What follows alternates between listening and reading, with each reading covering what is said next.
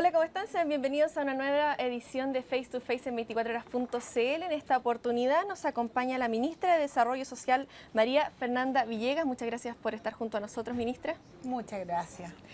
Bueno, como ustedes saben, esta conversación la hacen ustedes a través de nuestras redes sociales, entonces les pedimos desde ya que nos dejen sus comentarios y sus consultas respecto, por ejemplo, a los beneficios sociales que ofrece el gobierno, el bono marzo, la ficha de protección social, también todas esas consultas las pueden dejar en el post que tenemos en nuestro Facebook 24horas.cl, también nos pueden hacer las preguntas a través de @24horastvn. Vamos a comenzar, ministra, con preguntas que ya nos hicieron algunos de nuestros usuarios en 24horas.cl.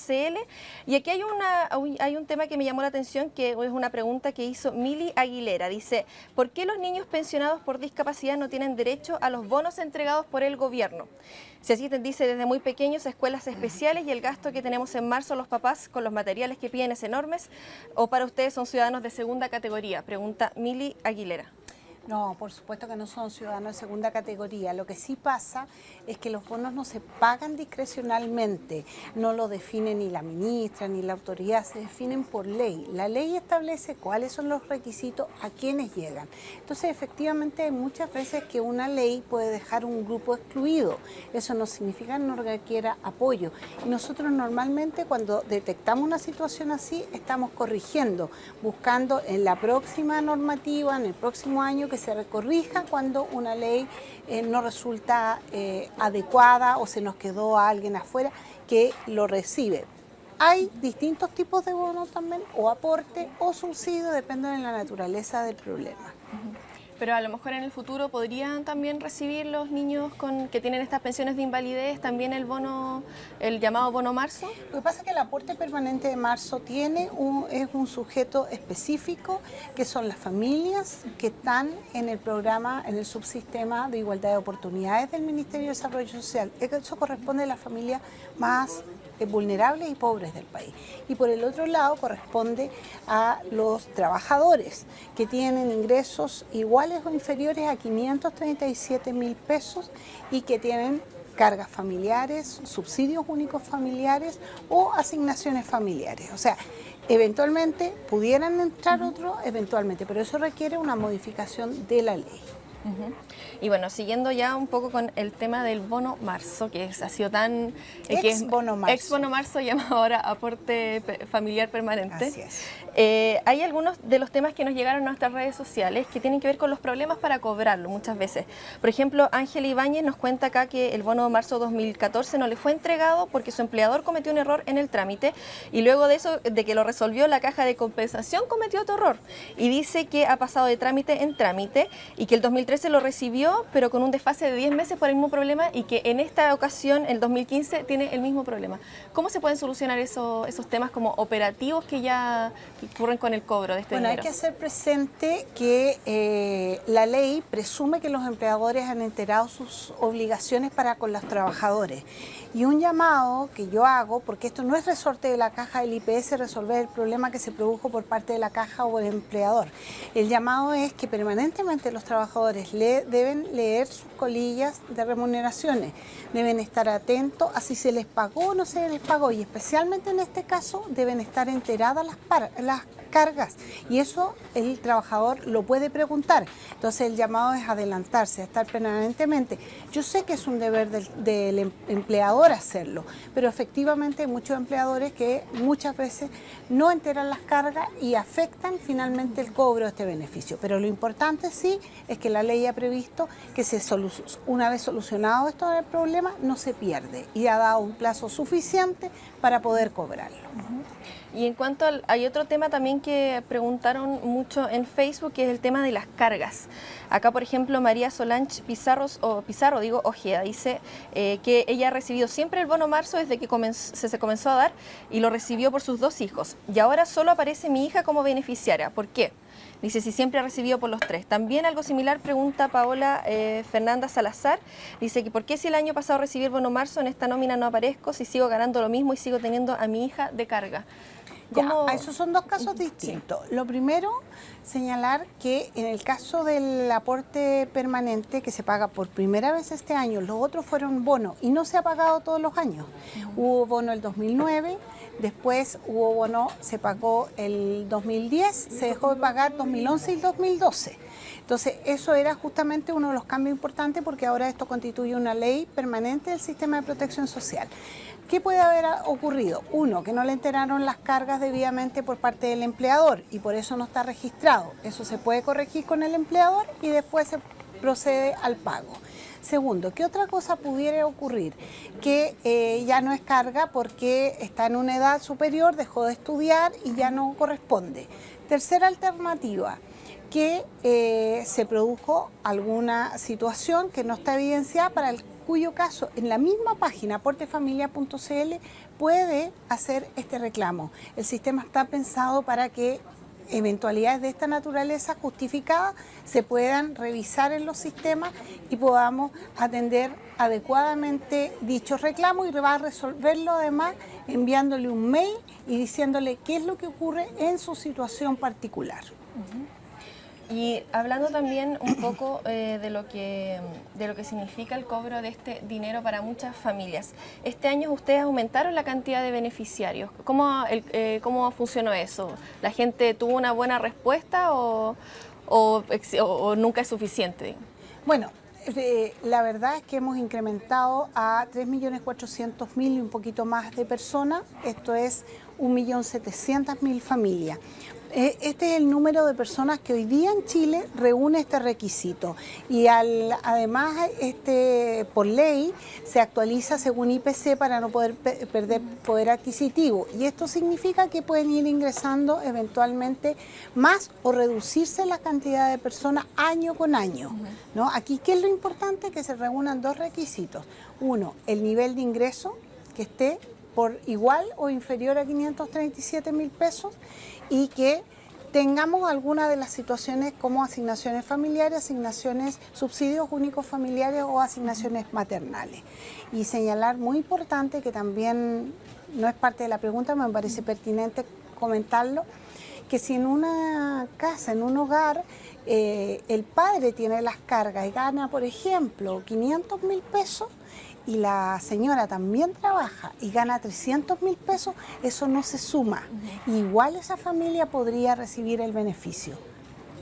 Ministra, y esa idea también de que, o sea, lo que le preguntaba, que a lo mejor nunca es suficiente, porque aquí hay un comentario que me llamó la atención, que lo dice Francisco Campos, dice, ¿por qué uno tiene que estar, dice ministra, por qué uno tiene que estar prácticamente viviendo bajo un puente para optar a la ayuda del Estado? Y dice, y no diga que no es así, ya que si uno tiene tiene cuarto medio o una tele en la casa, el puntaje de la ficha de protección social, por ejemplo, sube tanto que no sirve para nada. Explíquenos eso, por favor. Existe esa idea, quizás en muchas personas de nuestro país, de que no es para todos estos beneficios sociales. ¿Cómo usted a lo mejor puede entregar un mensaje o existe, eso es real, que no alcanza para todos? Bueno, el principio efectivamente de la economía es que las necesidades son absolutamente ilimitadas y los recursos son limitados. El Estado tiene que garantizar a aquellos más vulnerables, los que más lo necesitan, y en la medida que el Estado va teniendo más recursos o va teniendo más recursos para poder entregar a la población, esos recursos van siendo entregados. Recordemos, por ejemplo, qué pasó con la pensión básica solidaria. Se partió con un número bastante pequeño en el 2009, cuando se partió al 30%. Hoy día ya estamos llegando al 60%. Es decir, hemos ido incrementando los aportes que se hacen a la ciudadanía. Sin embargo, lo que pregunta ahí la persona se refiere a la ficha de protección social.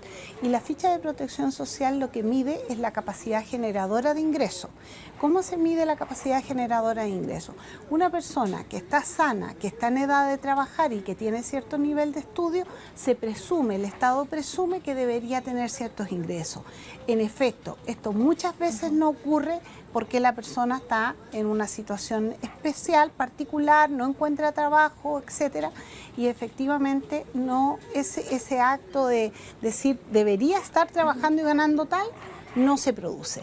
Y por eso estamos haciendo efectivamente correcciones a la ficha de protección social para cambiarla por un sistema mucho más transparente y justo, basado no en la expectativa de lo que ganan las personas, sino efectivamente en sus ingresos reales. Pero eso quizás con la realidad de nuestro país, que vive una desigualdad que ha sido ya estudiada a nivel internacional, ¿no sería un poco a lo mejor nivelar para abajo, cambiar así la ficha de protección social? ¿No habría que hacer reformas más profundas para que la gente...? Son una suma de cosas que hay que ir haciendo. En políticas sociales uno siempre tiene que hacer, me van a permitir lo coloquial, pero tienen que caminar y mascar chicle a la vez. Es decir, tenemos que tener medidas parciales, específicas, como el aporte permanente de marzo, que llega en el mes que hay más gastos en la familia que pueden llegar hasta el 40%. Pero también tenemos que tener otros programas que amplíen la empleabilidad, que mejoren las condiciones y oportunidades para las personas. Y después medidas más estructurales para afectar la desigualdad. Y ahí la medida más importante, la más significativa que los países desarrollados han tenido son precisamente la incorporación de las mujeres al mercado de trabajo. 2, las políticas de atención y cuidado de los niños que vayan cerrando brechas desde la infancia. Y 3, la educación. Educación de calidad con oportunidades para todos. Ministra, y hablando un poco del bono trabajo mujer, Silvana Lorena Tello pregunta, dice que postuló al bono mujer trabajadora y le dicen que no tiene derecho porque tiene mucho puntaje, dice en la ficha de protección social. Dice que preguntó, pero la respuesta fue que por vivir con mi madre que es jubilada teníamos más puntaje y por tener liceo técnico. Dice que ella encuentra que es injusto que una persona soltera no tenga derecho a nada. ¿Qué le puede decir a ella que es trabajadora, que es mujer y que forma parte de este impulso que se tiene que dar a las mujeres trabajadoras para un poco mejorar esa brecha de desigualdad que existe en el país? Bueno, lo que yo señalaba, estamos haciendo un tránsito de la ficha de protección social a un sistema más justo, más transparente, que permita recoger situaciones como la que nos plantea, pero esto se lleva tiempo. Esto no es... es muy fácil ser populista y decir mañana vamos a resolverlo todo. Esto requiere un cambio gradual. Nosotros cuando llegamos encontramos que había mucha gente que ni siquiera tenía ningún puntaje, no podía postular. Hoy día al menos todos tienen puntaje, están más ordenados los sistemas, pero efectivamente tenemos que corregir el hecho de que la educación sea un factor distorsionador de la capacidad de ingreso. Si hay alguien que está cesante, que está en una condición precaria, debería ser esa la situación, el que no tiene ingresos en ese momento, el que permitiera acceder a ciertos beneficios, y vamos a ir en ese sentido de cambio. Pero sí hay otros beneficios que no están asociados necesariamente a la ficha de protección social. De hecho, el aporte permanente de marzo no requiere actualización de ficha. Sí tener este ingreso del que hemos hablado, pero 537.000 pesos en Chile no es un ingreso solo para los más pobres. La mayor parte de la gente, el 70% de la gente está en esos niveles de ingresos y hacia abajo. Entonces, este es un beneficio concreto que le llega a sectores medios. Ministra, y le pregunto a usted, bueno, es mujer, ¿por qué se tiene que llegar a estas medidas como hacer un bono específicamente al bono trabajo de la mujer para incentivar que se reactive, o sea, que la mujer participe más en el mercado laboral? ¿Por qué tenemos que llegar a eso? Bueno, por 2 razones. Primero, porque nosotros tenemos, efectivamente, el incentivo siempre es un mecanismo que funciona en las políticas públicas, pero nosotros tenemos rasgos culturales que hacen que las mujeres tengan como priorización la maternidad y el cuidado. Y además, gran parte del cuidado de los otros, la economía del cuidado, está dependiendo de las mujeres. Las mujeres son las que cuidan a los adultos mayores, las mujeres son las que cuidan a los enfermos, las mujeres son las que cuidan a los niños. Y esa es una razón poderosa. Segundo, que teníamos una oferta de sala cuna y jardines infantiles muy reducida que vamos a ampliar ahora, ya estamos ampliándola, vinieron las primeras 500 salas cunas adicionales en todo el país, vamos a llegar a 4.500, pero tenemos que hacer una transformación cultural. Las mujeres creen que los niños se van a enfermar, que están mal cuidados. Hay una serie de creencias que la verdad no se compatibilizan con la realidad. Que haya casos, por supuesto, que muchas veces ocurren cosas no deseables, pero eso también ocurre en la casa, solo que no las sabemos, ¿no? Entonces, hay un factor cultural que hace que las mujeres definan no trabajar. Y lo otro, que las mujeres trabajan en el área de economía más deprivada, más deprimida de la economía. Entonces, a veces hacen un cálculo también. Voy a salir a trabajar, pero voy a ganar el salario mínimo, voy a tenerle que pagar a una persona, el traslado, mejor no trabajo. Entonces también hay que estimular al sector privado a cerrar la brecha de género y a este 30% diferenciado que ganan hombres y mujeres es un mal incentivo a que las mujeres salgan a trabajar. Ministra, y volviendo un poco al tema del bono marzo y la ficha de protección social, aquí nos pregunta Patricia Silva si influye el puntaje que uno tiene en la ficha de protección social, porque lo demás dice que ya cumple con todos los requisitos para recibir el bono. Bueno, influye en algunas áreas, en algún tipo de beneficiario. Por ejemplo, si los chiles solidarios corresponden a las personas más pobres que están además dentro de la ficha de protección social. Y hay algún tipo de asignaciones que están asociadas también a la ficha, pero no todas. No todos. Entonces, y muy importante, hay gente que puede no registrarse ahora y no encontrarse. Pero esto se va a pagar en 2 periodos. Empezamos con el primero, el 2 de marzo, que llega hasta el 16. Si hay alguien que no se encuentra hoy día registrado en las nóminas, puede volver a registrar a partir del día 16 de marzo, donde se van a cargar la segunda nómina.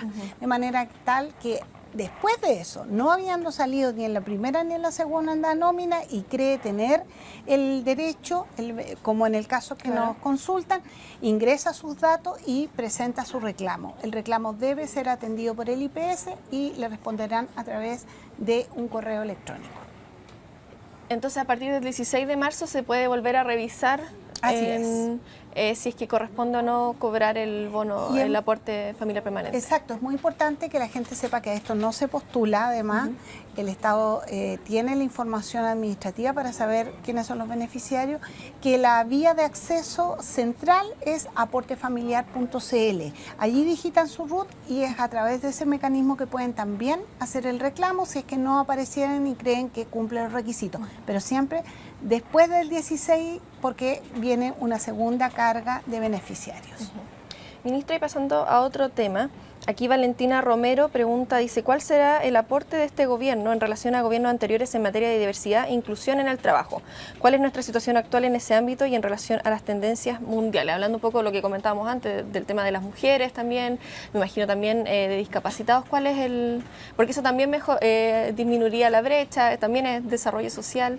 Bueno, hay varias cosas que estamos haciendo en inclusión. Una es ampliar el campo de las oportunidades y esto se está haciendo un ambicioso plan de capacitación destinados a 2 grupos. A mujeres, serán 300.000 mujeres las capacitadas en áreas que efectivamente sean necesarias para la economía y el desarrollo económico, y por el otro, para que no queden pura capacitación y después no. Y hay una cantidad importante, que son 20.000 becas que están destinadas a personas en situación de discapacidad. Nunca antes se había hecho un esfuerzo tan sistemático e importante para entregar herramientas a justamente una población que es el 13% de los chilenos, que es las personas en situación de discapacidad, que permitan avanzar y cerrar esa brecha. Fíjense que dentro de las personas en situación de discapacidad, buena parte de ellas no es escolarizada, muchos todavía no saben leer, sus posibilidades de acceso al mercado de trabajo son francamente limitadas, e incluso en el caso de muchos que llegan a estándares de niveles educacionales, técnicos o profesionales, les cuesta mucho encontrar trabajo porque las empresas, el sector privado no está preparado todavía para ese cambio cultural y no adecúan sus espacios de trabajo.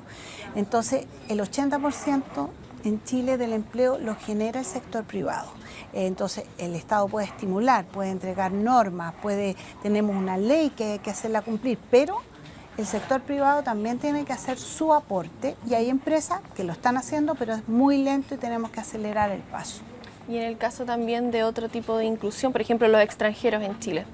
Porque hoy en día han llegado muchos extranjeros a vivir en nuestro país de todos lados y muchos de ellos viven en situaciones que son bastante precarias o que también hacen trabajos que son mal remunerados. ¿Cómo se pueden Fíjate que ahí hay mucho de... Es cierto que existen situaciones y que normalmente son las que muestran a través de los medios de comunicación, pero la verdad es que la última CACEN que acabo hace una semana de entregar nos muestra una radiografía bastante distinta. Primero, la realidad de los migrantes en Chile, una mayoritaria parte está formalizada. Segundo, buena parte vienen de lugares muy heterogéneos, ¿no? Tenemos hasta un 10% que son asiáticos, Tercero, en promedio tienen más niveles de ingresos que los nacionales. Y cuarto, tienen más niveles de escolaridad que los que no son inmigrantes. Un tercio de ellos tiene estudios superiores. Entonces, ¿por qué vienen a Chile? ¿Por qué vienen a Chile? Porque este país, nosotros somos muy autoflagelantes, pero cuando se mira este país desde afuera, uno se da cuenta que este país es bastante más ordenado, que tiene una calidad de vida bastante mayor que en otras partes. Entonces, efectivamente hay un segmento y un grupo de inmigrantes que tiene problemas, que viene buscando empleo, que trabaja en lugares precarios y que la inclusión le cuesta mucho. Pero la mayoría, si uno mira la mayoría, ¿cuál es el mayor problema que presentan los inmigrantes? El problema de habitabilidad, la falta de acceso a vivienda propia o la situación de hacinamiento en que viven. Y esto se debe a que para adquirir una casa ya es difícil para una persona no inmigrante, pero hay una restricción legal, que tienes que tener 5 años de haberte establecido para siquiera optar. Y la otra restricción, que yo creo ya ahora Extranjería ha hecho un cambio importante, se le daban solo 3 meses a un inmigrante para buscar trabajo. Hoy día eso se ha eliminado y se ha entregado 1 año de duración, y eso va a permitir también, y los empleadores no contrataban, que era una barrera importante, porque el empleador estaba obligado a que si lo despedía le tenía que pagar el pasaje de devolución. Entonces, ¿qué empleador iba a contratar a alguien con esa limitación? Eso está cambiando y nosotros entendemos que la migración es parte de los procesos que viven todos los países y que esto va a tender a incrementarse en el mundo, no solo en el país, y sobre todo si a este país le está yendo bien. Ministra, ¿y qué otro dato interesante arrojó la encuesta CACEN que entregó? Bueno, yo les hablé de la inmigrante. Lo interesante, otro tema de la encuesta CACEN, diría yo, importante, es que nosotros empezamos a medirnos de una manera distinta. Porque nosotros hablábamos de pobreza y nos quedábamos contentos porque vamos decayendo, hemos disminuido la pobreza. Y eso es verdad. Desde 1990 la pobreza viene disminuyendo. Mídase cómo se mide, mediciones nacionales e internacionales. Eso es real. Pero el problema que tenemos es que la medición que hacíamos era como un poquito autoengañándonos. ¿Por qué? Porque si alguien ganaba 65.000 pesos, era pobre. Perdón, si alguien ganaba 59.000 pesos, tenía ingresos por 59.000 pesos, era pobre. Pero si alguien tenía 70.000, dejaba de ser pobre. Y todos sabemos que con 70.000 pesos la verdad es que se sigue siendo pobre. Entonces transparentamos esa realidad y actualizamos la línea de pobreza, y ahora entendemos que alguien es pobre en este país cuando gana un salario, una remuneración igual o inferior a 161.000 pesos. Entonces lo primero es, yo creo, para hacer políticas serias, políticas sociales serias, era tener información responsable del Chile de hoy. Nosotros nos medíamos con un patrón de consumo del año 1987. Ejemplo para los que nos están viendo. En 1987 el celular era prácticamente un lujo asiático. Y eran grandes, unos ladrillos, etc. Con maletita. Con maletita, exactamente. Y además, factores importantes, como por ejemplo los pañales desechables, no eran de uso habitual. No, en Chile prácticamente nadie usaba. Eso hoy día pasan a ser situaciones normales. La telefonía es un requerimiento, una necesidad indispensable para trabajar, etcétera. Entonces hoy día hemos incorporado eso a los patrones de consumo, y lo otro, entender que la pobreza no solo se tiene que medir por lo que tenemos en el bolsillo. A veces tenemos un poquito más en el bolsillo, pero tenemos carencia de acceso a la salud, o trabajadores que no tienen seguridad social. O también tenemos en el bolsillo tarjetas de crédito que no estamos son... endeudados. Exacto. Ese es el reflejo de Chile.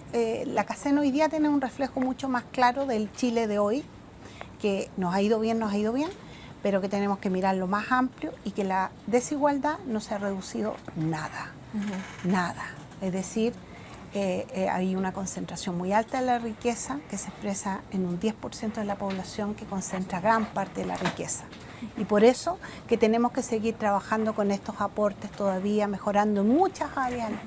Aquí una pregunta de Twitter. que hace @pichita, dice, debería haber una ayuda a las familias por cada hijo, máximo de hijos ayudados, por ejemplo, 3 durante todo el año. Que seguramente se refiere a una ayuda que se extendiera no solamente al tercer mes del año, sino que quizás fuera parcelada, que hubiera un subsidio quizás para... Hay medidas que estimulan la natalidad de esta naturaleza, medidas sociales que en otros países han funcionado para estimular la natalidad, y ahí se paga en forma permanente a partir de un determinado número de hijos. Nosotros no hemos establecido ese estímulo todavía, pero probablemente tengamos que hacerlo porque hoy día nuestra tasa de natalidad, nuestra población está envejeciendo y estamos con un 1.7 de tasa de natalidad. Entonces, si en algún momento esta situación se mantiene en el tiempo, seguramente vamos a tener que establecer estímulos de esa naturaleza. Hoy día lo que sí tenemos es un sistema que es el Chile Crece Contigo, que atiende a todos los niños nacidos en Chile en el sistema público, y lo que busca también es garantizar o estimular mejores condiciones para los niños desde la cuna, y parten entregándoles a todos los niños que nacen un ajuar que busca el apego seguro y que este año lo vamos a mejorar.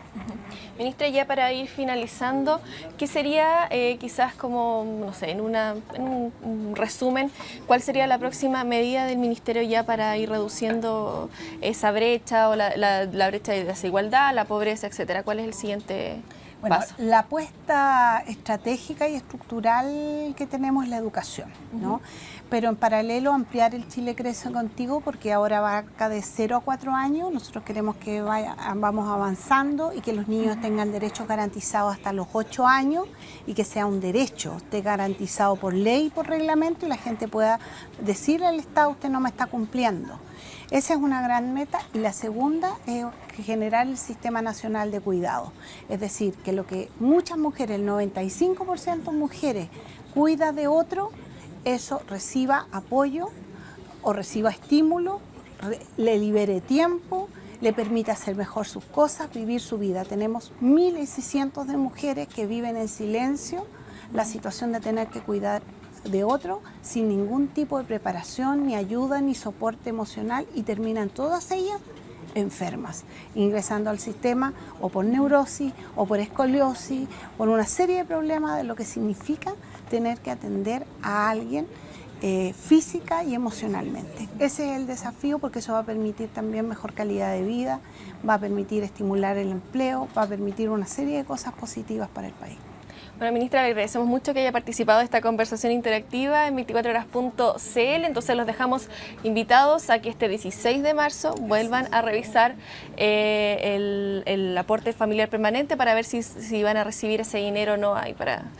que es tan útil. O llamar al teléfono, que también tiene costo de llamada local a lo largo del país, y también puede responder sus dudas y ver si son beneficiarias o beneficiarios. También pueden revisar eso en 24horas.cl. Muchas gracias, ministra, por participar de este Face to Face, y nosotros nos encontramos en una próxima ocasión. Sigan conectados junto a nosotros a través de 24horas.cl, de nuestro Facebook 24horas.cl y de @24horas.tvn y todas nuestras redes sociales para que estén y revisen una vez más también esta conversación con la ministra María Fernanda Villegas. Muchas gracias, nos vemos.